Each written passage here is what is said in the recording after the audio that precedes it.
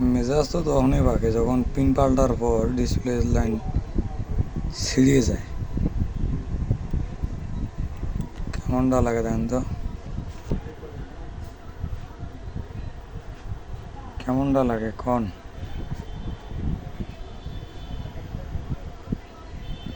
60 টাকা 70 টাকা 100 টাকা কামাই করবে যা 300 টাকা জরিমানা দিতে হয়, তাহলে কেমনটা লাগে।